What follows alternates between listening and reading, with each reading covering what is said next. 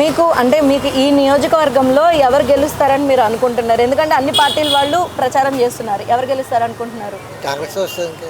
కాంగ్రెస్ ఇక్కడైతే అదే ఉంది.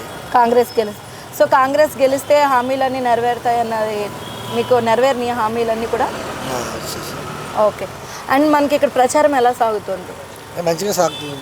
మంచిగా ప్రచారం అంతా కూడా అందరూ వచ్చి చెప్తున్నారు. సో చెప్తున్నారు అందరూ ఇది వాళ్ళకి వీళ్ళకి వేయండి వేస్తున్నారు.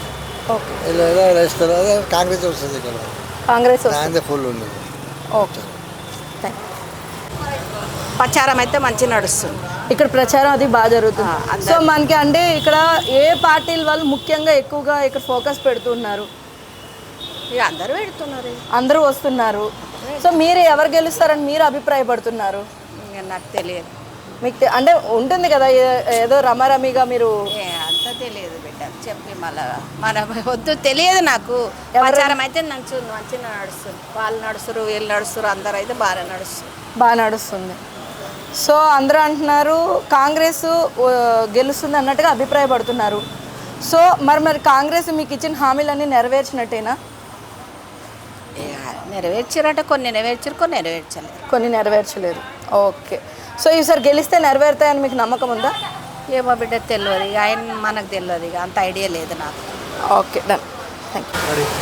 అంటే ఇక్కడ అన్ని పార్టీల వాళ్ళు ప్రచారం చేస్తున్నారు కదా, ఏ పార్టీ గెలుస్తుందని మీరు అభిప్రాయపడుతున్నారు? ఏమో ఇప్పుడు ఏం చెప్పాలి, అందరూ మంచిగా తిరుగుతున్నారు. అంటే మనకి ఇప్పుడు అధికారంలో కాంగ్రెస్ పార్టీ ఉంది కాబట్టి కాంగ్రెస్ పార్టీ కాంగ్రెసే వస్తుంది. అంటే మరి కాంగ్రెస్ వాళ్ళు హామీలన్నీ నెరవేర్చినట్టేనా? కొన్ని తీసి కొన్ని తిరగాలి. మరి ఇప్పుడు అయితే రేషన్ కార్డు చేయలే, డబుల్ బెడ్రూమ్ చేయలే, ఇంతవరకు రేషన్ కార్డుకి ఎన్ని మాటలు పెట్టినట్టే ఏం కాదు. ఇంటి కిరాయి హోటల్లో పనిచేస్తే ఇంటి కిరాయి, ఇంట్లో కిరాయికి దానికి వేసుకొని బతు.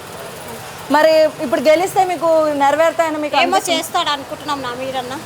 ఓకే, మరి అంటే ఇదివరకు ఉన్న ఆయన చేయలేదా మీరు, లేదంటే అప్లై చేయలేదా?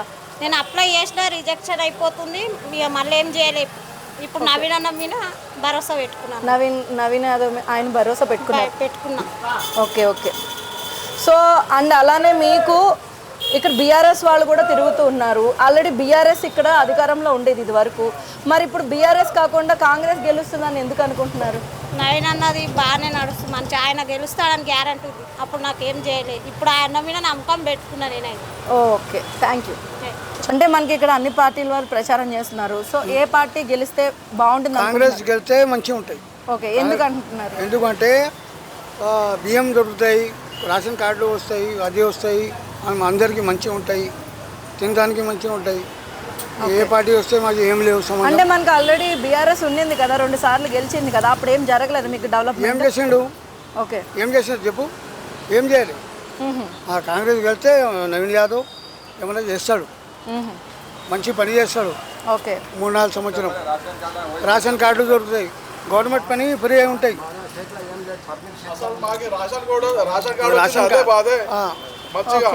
రేషన్ కార్డు వస్తేనే అన్ని మంచిగా పని అయితే మంచిగా ఏమన్నా చూస్తే ఆఫీస్లో. రేషన్ కార్డు లేకుంటే ఏం చూస్తలేదు. మన డిపాజిట్ పెడితే కూడా రేషన్ కార్డు అడుగుతున్న వాళ్ళు. అంటే మీరు అప్పుడు పాత గవర్నమెంట్ లో రేషన్ కార్డు అప్లై చేయలేదా? చేసిన రేషన్ కార్డు ఇయ్యలే, అది కూడా పేపర్ ఉన్నాయి, టీఆర్ఎస్ కూడా పేపర్ ఉన్నాయి, ఏ రేషన్ కార్డే రాలే. వారు 15 సంవత్సరం చేసిన గోపీనాథ్ 20 సంవత్సరం ఇప్పుడు రేషన్ కార్డు ఏం చేయలేదు. ఇప్పుడు కాంగ్రెస్ గవర్నమెంట్ వచ్చింది, మాకు రేషన్ కార్డు వచ్చింది.